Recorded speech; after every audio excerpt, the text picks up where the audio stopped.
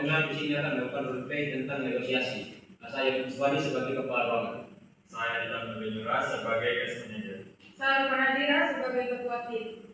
Saya Citra Lambang Munarmahan sebagai perawat 1. Saya Veronica sebagai perawat 2. Saya Sierra Pai sebagai perawat 3. Saya Apriani Prabajawa sebagai perawat 5. Saya Nansira Mutalatu berperan sebagai perawat 5, koordinasi edukasi.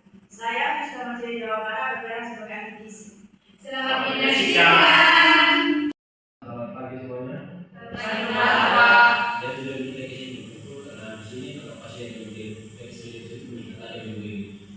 Nah, mereka sudah meminta kita untuk menaikkan keniscayaan termasuk penyakit gula darah tadi, edukasi dan edukasi dari definisi.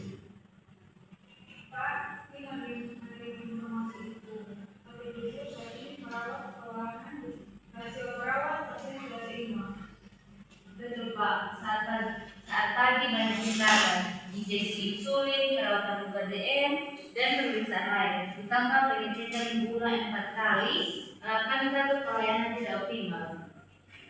Di shift sore juga banyak pasien DM yang membutuhkan edukasi diet dan monitoring. Seringkali waktu tidak cukup, Pak.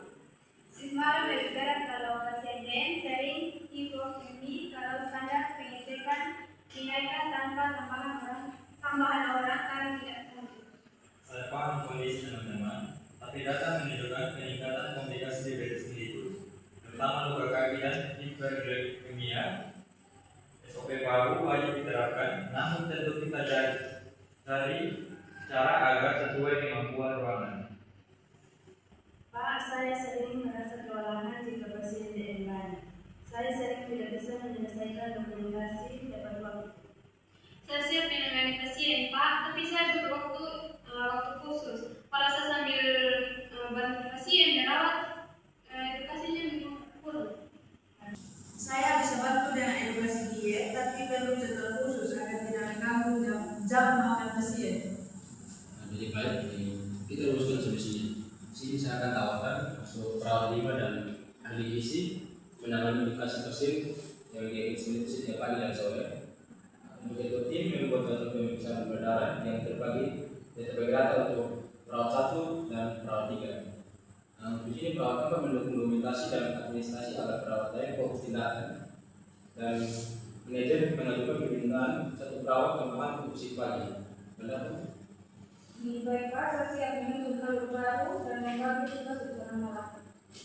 Kalau beban pagi dibagi dan ada tambahan 1 orang, saya siap menjalankan SOP baru. Dengan pembagian tugas jelas, saya bisa fokus pada tindakan pasien DM.